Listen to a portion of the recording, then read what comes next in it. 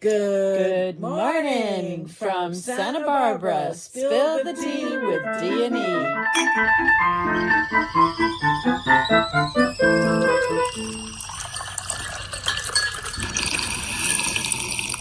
Hey there. Morning. Oh, we're back on schedule again. Happy anniversary. Happy anniversary. You know, life takes over. Life takes over. That's what happens. It does. And it's people say, "Oh, they just turn it on." But no, we're real.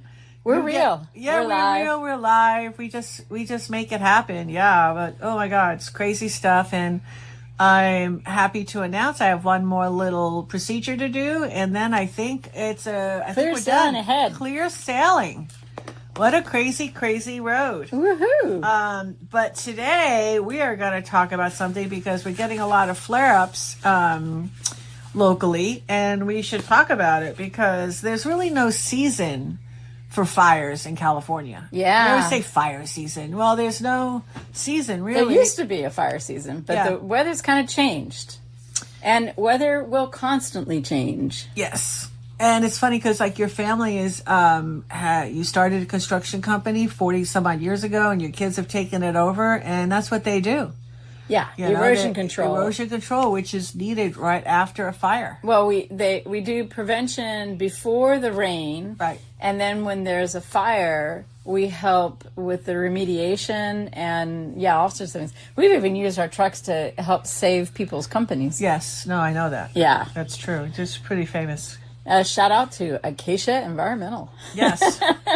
Exactly. Thank you. What are you drinking this morning? Oh, I am back on the whole mint ginger lemon thing. I like it. And then we had a friend, Stephanie, and she gave us some local honey, and I just put a little dollop of that in there, and it's really good honey. Yeah. Santa Barbara honey from Santa Barbara is the best. Yum. Santa Barbara. And a reminder to everyone, you should be using cold-pressed local honey because that actually helps you with allergies and stuff. Every time you use things local, you're getting your body used to what's local. Definitely good for the immune system, too. I'm drinking a little pine needle tea. Oh, that's just in the spirit of what we're talking about. Yeah, it contains vitamin C. I do add honey. It is. But we're talking about forest, and I just felt like, I'm going to drink some pine needle tea. Nice. All right. So I have a new word for the day. What's the word?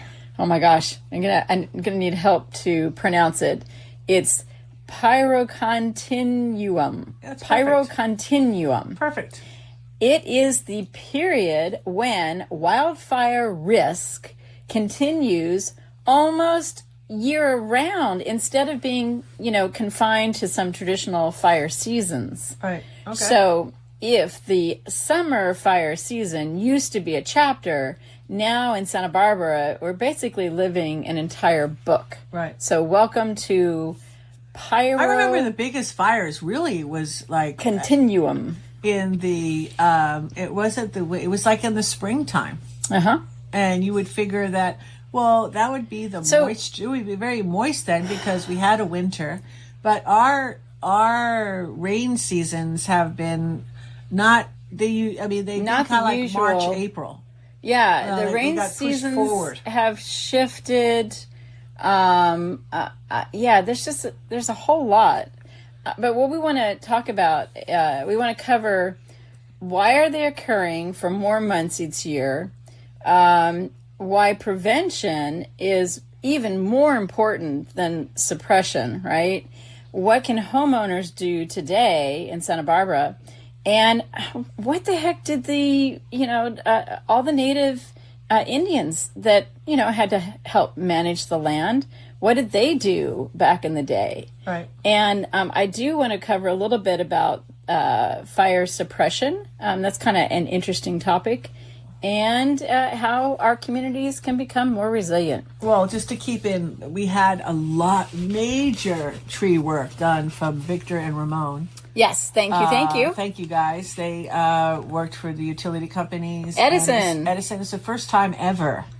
They were contracted out by Edison, but it's the first time ever that I had guys in the tree. Usually they would reach it from over into the wash. And just get the backside. Just do the backside. But so they're monitoring the trees along the wire. They're trying to prevent fires. And it was true because I was only about 2 inches away from hotspots in the wire. So that was definitely prevention, and we're ever so grateful because, geez, if that tree goes up, my house is gone. Oh, absolutely. Because the width of the tree is probably half the house. Yeah, I mean, it's a big, a big Chinese elm. Elm? Chinese elm. Okay. Mm-hmm. Yep. And so I remember being in Santa Barbara in the 80s, and we talked about the fire season kind of like you talk about the football season, right? It had a beginning and an end. But now California's fire season feels like a house guest that's never leaving. Yeah. So apparently scientists are pointing to several reasons. Well, if we have the droughts, they definitely have been longer droughts, right? Yep. Temperatures are heating up. I think it's been, we live in Santa Barbara, so we're kind of sheltered. And I do have a great landscape, which provides a lot of shade. But, people complain once it gets in the 90s. It's really funny. I have a friend, Ann Daly. Shout to Ann Daly. She lives in Vegas. She's in really hot temperatures. She's oh my Vegas God. and Santa Barbara. But she's like, today it's going to be a lovely 107. Yes. Yeah. As she has these turtles and they jump in the pool. Yes. And then the pool man has to rescue them. Yes. I want turtles. Yeah. Just so you know. And because we have a housing crisis in California, more houses are being built near the forest lands, right? And the whole forestry maintenance and everything. It's terrible. There's an accumulation of vegetation and dead fuel. And it's mismanaged. Everybody knows it's been mismanaged for 2 decades. That's a tricky topic because... Mismanaged, I'll say it. You say mismanaged. I think it depends on the priorities. So I remember back in the 90s, the priority was... Yeah, you had fire breaks. Right. In the mountains, that a fire break is a road made by the Conservation Corps and the fire department and the Department of Interior. The utility companies honestly have to maintain their equipment. Yeah. They charge plenty. They're not maintaining their equipment. Things break. Things create fires, sparks, and whatnot. I mean, we're paying for it. Exactly. And then we don't have the support. We don't have the fire breaks. I mean, you could send over. I've seen the pictures. I mean, now with the drones and everything, we know where the spots are. They're given money because a lot of this is federal land, so it's not. Where's the money? Yeah, so we need more accountability to the California citizens. That's what I don't understand. Why would you write somebody a check and not put in there that you have the right for some kind of accountability? Yeah, an accounting. Why is that? I want an accounting of how you spent the money. But on every dollar, like trillions of dollars gets thrown out back to the states, and you get to, what is this, a handshake? So a side note that as we spill the tea, we can remember as we have to vote on different bills and stuff, let's, as a populace and citizenship, require that there's accountability. If you're going to ask me to pay more taxes, I want the transparency of you telling me what you're paying, what you're spending my money on. We should have a whole division in our federal government. That's just auditing. That's all it does is audit. That's it. So basically, back to the fire, our landscape has now become a giant natural pantry of dry kindling just waiting for a spark, unfortunately. Yep. And that spark can come from construction equipment, power lines, lightning, campfires, right. And even a vehicle. Sometimes you're dragging something and the chain drops and the chain is bouncing on the ground and it causes a spark. I mean, there's so many different ways in California that fires are started. Well, we should just follow what the Native Indians used to do. They managed the forest and the grasslands well before we entered into the fold. Okay? Yeah. And they were using control burns. They were. They understood. Yeah, they understood the land because they were part of the land. Yeah. Looking back at various records that we have, and then also looking at the ecology and things we can tell by when you chop down a tree and you look at different things in different areas, the Native Americans understood that small planned fires prevented the enormous destructive ones. Mm-hmm. And it's kind of like pruning a rose bush, right?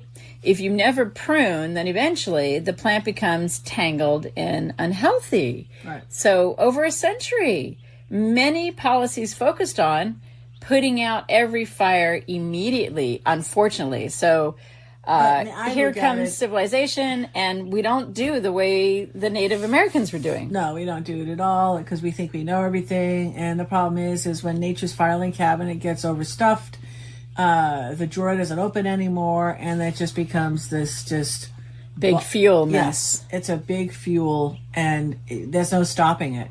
Because once that hits, the only thing you can do is try to contain it. So, but the thing is then what happens when that wind and everything gets involved? These sparks can go for miles. Yeah, and then all of a sudden you do a break, you do everything right, but then it jumped right over you. So for Santa Barbara, people probably don't know this, we have what's called sundowners. Because we have the ocean and the mountains, we have this thing where our wind goes one way in the morning and exact opposite at night, mm-hmm. because the hot air is replacing the cold air, and then the hot air is replacing the cold air, and it shifts. And when you have a sundowner, the winds are just intense, mm-hmm. and they just travel right through the valleys. And it's quite an interesting condition that tends to lend towards fires. So why is it so expensive fighting fires? Well, look at the labor. Look at everything that's involved in it. Look at the planes that you need to drop. It's huge. It could cost from hundreds of millions to in the billions. So people probably don't think about this in regards to our fire budgets, but as you're saying, there are aircrafts involved, helicopters, bulldozers. Anybody look at the price of gas in California? Emergency shelters, evacuation centers, communication systems, road closures. Boy, oh boy, road closure. In Santa Barbara, when there are fires happening, we can end up not being able to go anywhere, because if the 5 freeway is impacted, all of a sudden everybody's on the 101, and we can't even get around in our neighborhood. Yeah. It really impacts Santa Barbara. We've had that happen. It took us 2 hours to go like 10 blocks. Yeah, a mile. It was, you've got the cost of utility protection, environmental restoration. Yes. go Acacia. And then there's the labor of thousands of personnel. So fighting a large wildfire can cost millions and sometimes hundreds of millions of dollars. So what we got to do is this. Let's take some action steps this week as a community. Team Sports, Spill the tea. And we talk about it on Teen Sports Radio too. We do. Walk your property. And we've done that. And I'm so happy because we did thwart a huge fire hazard. And unbeknownst to us, I had no idea, because we've had the tree visited. I've lived here. Next year will be 40 years.